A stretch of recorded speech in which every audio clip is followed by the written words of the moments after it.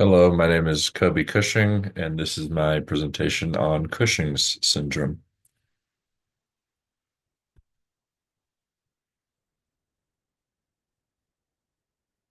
So syn means together, and drome means run, so running together.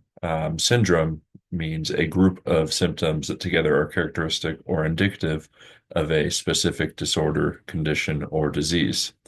Cushing syndrome is named after Dr. Harvey Cushing, as he was the first one to describe the condition in 1932.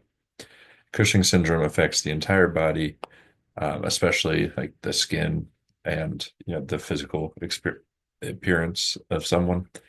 It can cause weight gain, fatty deposits, especially around the face and the neck, the chest, and the torso. Stretch marks, thinning skin, fatigue, and muscle weakness. It can be endogenous or exogenous, meaning endogenous is when cortisol levels are out of their normal ranges. Um, this occurs just from having high cortisol levels, the body producing too much cortisol. And exogenous means it is a result of medication for other diseases. We'll get into the medications that may cause this later. Um, Cushing syndrome is caused by highly elevated levels of the hormone cortisol.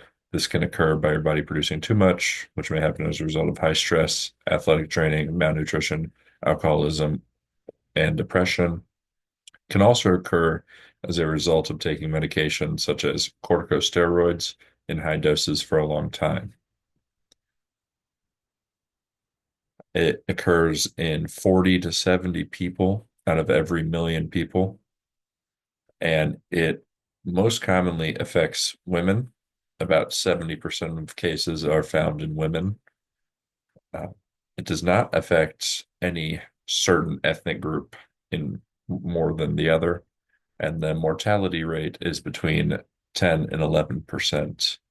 However, some of the things it can cause, such as hypertension, uh, may increase chances of death.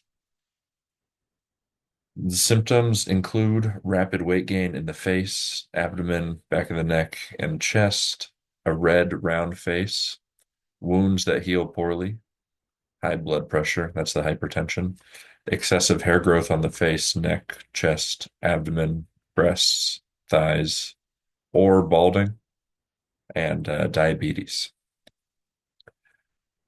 Doctors diagnose one with this condition, endocrinologists, doctors that specialize in endocrinology, the endocrine system, can also assist in diagnosis process. Um, so if you thought that you have this disease, you would want to meet with an endocrinologist to further go over your hormone levels, especially cortisol. Diagnosis begins with a physical examination, looking for the physical characteristics that I described earlier, and then from there, you would go into other tests, such as the 24-hour urinary free cortisol test, where they take your urine and see the cortisol levels in your urine. Salivary cortisol measurement, essentially the same thing, but with your saliva. Low dose dexamethasone suppression test and a dexamethasone CRH test. Some Some cases of Cushing syndrome are caused by tumors. If the tumor is cancerous, then you'd be prescribed chemotherapy. If it is not cancerous, then you can get surgery to remove the tumor or radiation therapy to kill the tumor. Unfortunately, it is if it is not caused, not unfortunately, if it is not caused by a tumor, a doctor will prescribe medications that will lower cortisol production and or stop the ingestion of corticosteroids or other medications that may be raising your cortisol levels. Prevention. The most effective method of prevention is monitoring cortisol levels, especially if one is taking corticosteroids or glucocorticoids. Unfortunately, there is no way of preventing a tumor forming. So that was the unfortunate thing that I was talking about last slide.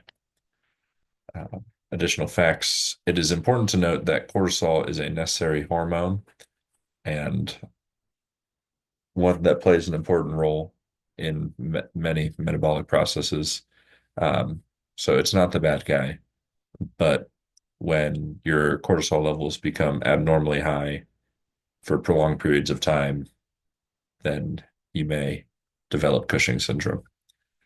And lastly, I am most likely not related to Harvey Cushing, nor do I know anyone with this disease, despite having the same last name.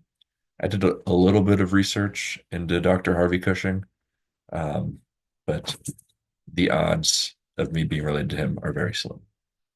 Thank you.